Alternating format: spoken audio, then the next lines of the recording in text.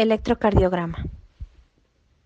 A medida que los potenciales de acción se propagan a través del corazón, se generan corrientes eléctricas que pueden ser detectados desde la superficie corporal.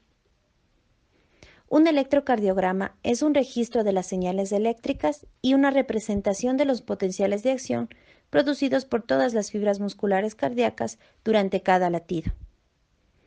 El instrumento utilizado para grabar estos cambios es el electrocardiógrafo. Y en la práctica clínica, para realizar el electrocardiograma, se colocan electrodos en los brazos y piernas, conocidas como derivaciones de los miembros, y también en 6 ubicaciones a nivel torácico, que son las derivaciones precordiales.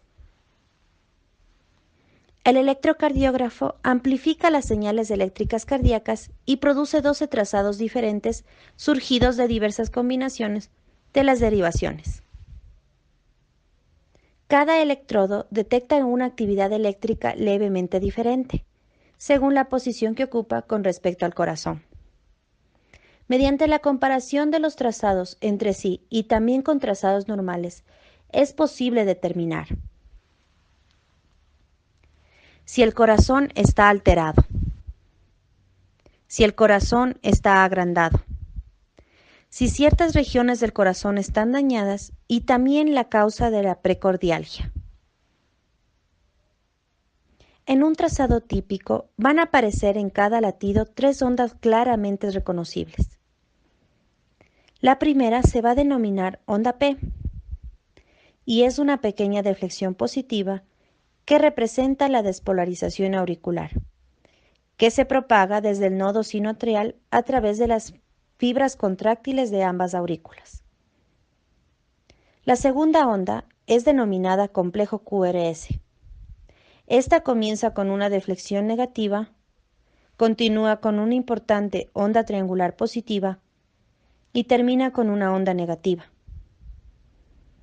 Este complejo representa la despolarización ventricular rápida a medida que el potencial de acción progresa a través de las fibras ventriculares contráctiles. La tercera onda es una deflexión positiva abovedada, la onda T. Esta representa la repolarización ventricular y aparece justo cuando los ventrículos están comenzando a relajarse. Cabe recalcar que la onda T es más pequeña y más ancha que el complejo QRS, debido a que la repolarización se produce más lentamente que la despolarización. Y durante la fase de meseta de la despolarización sostenida, el trazado del electrocardiograma permanece plano. En la lectura de un electrocardiograma, el tamaño de las ondas pueden dar pistas también sobre anomalías. Por ejemplo, las ondas P grandes indican un agrandamiento auricular. Una onda Q de mayor magnitud puede indicar un infarto de miocardio. Y las ondas de R grandes suelen indicar agrandamiento ventricular. La onda T, cuando es más aplanada de lo normal, indica que el músculo cardíaco está recibiendo insuficiente oxígeno. La línea isoeléctrica corresponde a la ausencia de la actividad eléctrica y se considera el punto de base para determinar su ciclo. Si un evento sucede por encima de esta, es positivo, y si ocurre por debajo, es negativo. A una onda la podemos definir como la deflexión, ya sea positiva o negativa, a partir de la línea isoeléctrica. Un segmento se define como la línea isoeléctrica entre las ondas dentro de un mismo latido. El intervalo se define como el complejo de una o más ondas con un segmento. El análisis del electrocardiograma también incluye la medición de los espacios existentes entre las ondas, denominadas intervalos o segmentos. Por ejemplo, el intervalo PQ es el lapso entre el comienzo de la onda P y el comienzo del complejo QRS. Representa el tiempo de conducción desde el comienzo de la excitación auricular hasta el inicio de la despolarización ventricular. Dicho de otro modo, el intervalo PQ es el tiempo requerido para que un potencial de acción viaje a través de la aurícula al nodo atrioventricular y a las fibras remanentes del sistema de conducción. Cuando en el tejido cardíaco existen cicatrices causadas por procesos como la enfermedad coronaria o fiebre reumática, el potencial de acción debe desviarse y rodearlas, prolongando el intervalo PQ. El segmento ST comienza al final de la onda S y termina en el inicio de la onda T.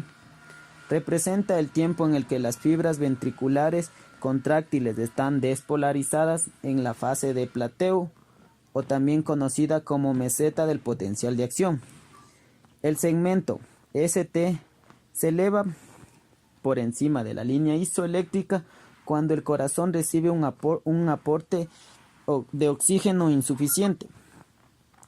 El intervalo QT se extiende desde el comienzo del complejo QRS hasta el final de la onda T.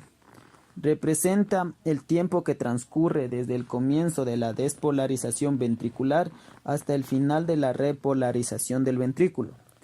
El intervalo QT puede alargarse por lesiones miocárdicas, isquémicas o disminución del flujo sanguíneo, o por anomalías de conducción. A veces resulta útil evaluar la respuesta del corazón al estrés producido por el ejercicio físico. A pesar de que las coronarias parcialmente ocluidas pueden transportar suficiente cantidad de sangre oxigenada cuando una persona está en reposo, no podría suplir la demanda miocárdica de oxígeno aumentada durante un ejercicio intenso. Esta situación crea cambios que pueden verse en el electrocardiograma. Correlación de las ondas del electrocardiograma con la sístole auricular y ventricular. Como ya hemos analizado anteriormente, las aurículas y los ventrículos se despolarizan y luego se contraen en momentos diferentes porque el sistema de conducción transmite los potenciales de acción por rutas muy específicas. El término sístole es la fase de contracción, mientras que la fase de relajación es la diástole. Las ondas electrocardiográficas predicen el momento en el que ocurre sístoles y diástoles auricular y ventricular. Un potencial de acción parte del nodo sinoauricular, se propaga a través del músculo auricular y hacia el nodo auriculoventricular en aproximadamente 0.03 segundos. A medida que las fibras auriculares contráctiles se despolarizan, aparece la onda P en el electrocardiograma, como podemos ver en la imagen número 1. Después de que la onda P comienza, las aurículas se contraen, es decir, existe una sístole auricular. La conducción del potencial de acción se enlentece en el nodo auriculoventricular. Este retraso resultante de 0.1 segundos les otorga tiempo a las aurículas para contraerse y permite aumentar el volumen de sangre en los ventrículos antes de que la sístole ventricular comience. El potencial de acción se propaga rápidamente, luego de llegar a las auriculoventricular. Luego de 0.2 segundos de producida la onda P, el potencial de acción se propaga a través de las ramas de haz, fibras de Purkinje y de todo el miocardio ventricular. La despolarización progresa a lo largo del tabique, asciende luego desde el vértice y hacia afuera de la superficie endocárdica, produciendo el complejo QRS. Al mismo tiempo, ocurre la repolarización auricular, pero como podemos ver en la imagen número 3, esta no suele evidenciarse en el electrocardiograma. La contracción de las fibras ventriculares contráctiles comienzan no bien aparece el complejo QRS en el trazo electrocardiográfico y continúa durante el segmento ST. La repolarización de las fibras ventriculares aumenta en el vértice y se propaga por todo el miocardio ventricular. Poco después de que la onda T comienza, los ventrículos empiezan a relajarse. A los 0.6 segundos se completa la repolarización ventricular y las fibras ventriculares contráctiles se encuentran relajadas. Durante los siguientes 0.2 segundos, las fibras contráctiles de las aurículas y ventrículas están relajadas. A los 0.8 segundos, la onda P aparece nuevamente en el electrocardiograma. La aurícula comienza a contraerse y el ciclo se repite. El ciclo cardíaco. Un ciclo cardíaco incluye todos los fenómenos asociados con un latido cardíaco. Dura 0.8 segundos y está constituido por la sístole y la diástole de las aurículas, así como también la sístole y la diástole de los ventrículos. Cambios de presión y volumen durante el ciclo cardíaco. En cada ciclo cardíaco, las aurículas y ventrículos se contraen y se relajan en forma alternada. Transportan la sangre desde las áreas de menor presión hacia las de mayor presión. A medida que una cámara del corazón se contrae, la presión de la sangre que contiene aumenta. En el siguiente gráfico podemos observar los cambios en la presión auricular izquierda representado por la línea verde, mientras que la línea azul representa los cambios en la presión ventricular izquierda. Así como también la línea roja está representando los cambios en la presión aórtica en relación con el cierre y apertura de las válvulas cardíacas. Este gráfico nos muestra la relación existente entre las señales eléctricas cardíacas y los cambios en la presión auricular, ventricular y aórtica, y el volumen ventricular durante el ciclo cardíaco. Las presiones que se producen en las cámaras derechas son considerablemente menores. Cada ventrículo, sin embargo, eyecta el mismo volumen de sangre por latido y ambas cámaras de bombeo siguen el mismo patrón. La sístole auricular. Durante la sístole auricular, que dura 0.1 segundos, las aurículas se contraen y los ventrículos se relajan. La despolarización del nodo sinoauricular causa la despolarización auricular, la cual produce la sístole auricular. A medida que la aurícula se contrae, ejerce presión sobre la sangre contenida en su interior y la impulsa hacia los ventrículos a través de las válvulas auriculoventriculares abiertas. La sístole auricular contribuye con un volumen de 25 mililitros de sangre al volumen ya existente en cada ventrículo, al cual es aproximadamente de 105 mililitros. El final de la sístole auricular también es el final de la diástole ventricular, por lo tanto, cada ventrículo contiene 130 mililitros de sangre al final de su periodo de relajación. La sístole ventricular. La sístole ventricular se va a extender por 13 segundos y va a ser en la cual los ventrículos se van a contraer, pero al mismo tiempo las aurículas van a estar relajadas en lo que va a ser la diástole auricular. Dentro de la despolarización ventricular va a determinar lo que va a ser la sístole ventricular. Sin embargo, cuando la sístole ventricular va a empezar la presión en el interior de los ventrículos, este va a hacer que aumente el impulso de la sangre contra las válvulas, pero las válvulas auriculoventriculares, y estas va a hacer que fuercen su cierre. Aproximadamente en 5 segundos, tanto las válvulas, las semilunares como las auriculoventriculares van a encontrarse cerradas. En este periodo se va a dar lo que va a ser la construcción isovolumétrica. Con isovolumétrica nos vamos a referir a lo que va a ser iso, que viene del significado igual. En este intervalo, las fibras musculares cardíacas van a contraerse y van a generar fuerza, pero estas no se van a cortar. Por eso es que esta contracción va a ser denominada isométrica. La contracción continua de los ventrículos va a provocar lo que va a ser un rápido aumento de la presión dentro de las válvulas.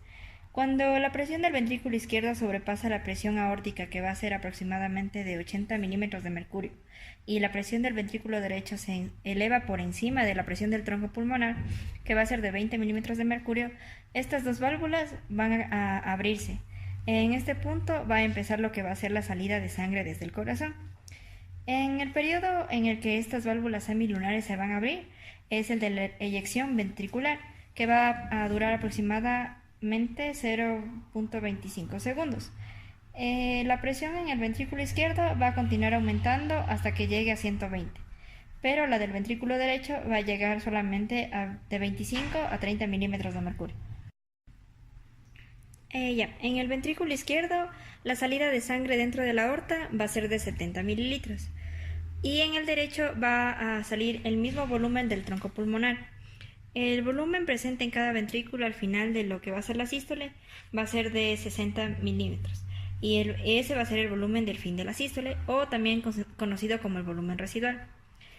El volumen salido en cada latido por cada ventrículo va a ser igual a la diferencia de el volumen final de la diástole con el volumen final de la sístole. En reposo, el volumen sistólico va a ser de 130 mililitros menos 60 mililitros, que nos va a dar un total de 70 mililitros. La onda T del electrocardiograma va a marcar el inicio de lo que va a ser la repolarización ventricular. Periodo de relajación. Durante el periodo de relajación va a durar aproximadamente 4 segundos y tanto las aurículas como los ventrículos se van a encontrar relajados. Sin embargo, a medida que el corazón va a latir más rápido, el periodo de relajación se va a hacer más corto, mientras que la duración de la sístole auricular y ventricular solo se va a acortar pero levemente. La repolarización ventricular va a determinar lo que va a ser la diástole ventricular, y a medida que los ventrículos se van a ir relajando, la presión dentro de las cámaras va a empezar a caer, mientras que la sangre contenida en la aorta y en el tronco pulmonar van a empezar a retornar hacia las regiones de menor presión dentro de lo que va a ser los ventrículos. Los volúmenes que van a regresarse van a producir lo que va a ser el cierre de las válvulas semilunares. La válvula aórtica se va a cerrar a una presión de 100 milímetros de mercurio, y el choque que va a existir entre la sangre que refluye contra las valvas cerradas de la válvula aórtica van a producir lo que va a ser la onda dícrota, en lo que va a ser la curva de la presión aórtica. Después de esto, de que las válvulas semilunares se van a cerrar, va a existir un pequeño intervalo en el que el volumen ventricular no va a variar, porque todas las válvulas se van a encontrar cerradas. A este periodo de relajación va a ser lo que va a ser llamado la relajación isovolumétrica.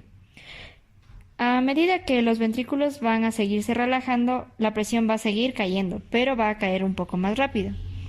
Cuando esta presión ventricular va a caer debajo de la presión de las aurículas, las válvulas auriculoventriculares se van a abrir y van a comenzar lo que va a ser el llenado ventricular. La mayor parte de este llenado va a darse después de la apertura de las válvulas auriculoventriculares. La sangre que va a estar llegando a la aurícula durante la sístole ventricular va a ingresar a los ventrículos, y al final de este periodo de relajación, los ventrículos ya van a haber llegado a las 3/4 partes del volumen final de lo que va a ser la diástole. Aquí va a aparecer lo que son las ondas P y va a señalar el comienzo de otro ciclo cardíaco.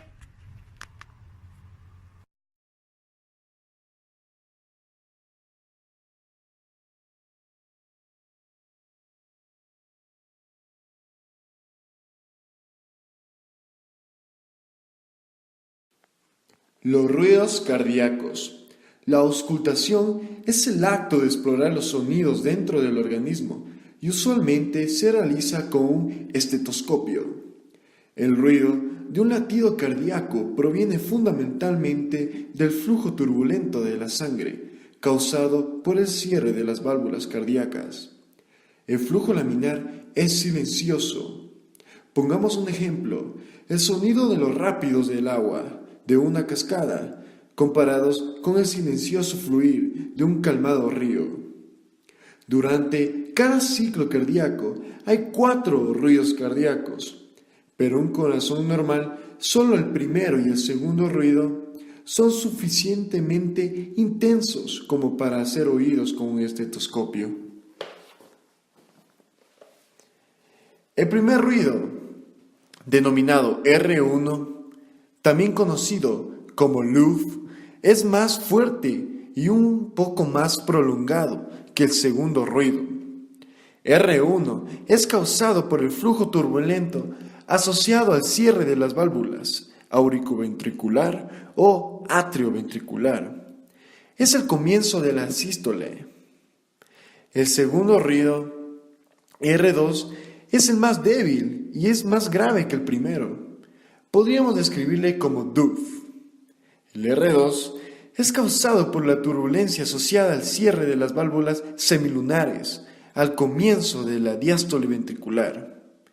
A pesar que R1 y R2 se producen por la turbulencia relacionada con los cierres de las válvulas, se oye mejor determinados puntos de la superficie torácica que se encuentra en ciertas distancias de las válvulas. En condiciones normales, el R3 no es suficientemente intenso para ser auscultado y producido por la turbulencia generada durante el rellenado rápido.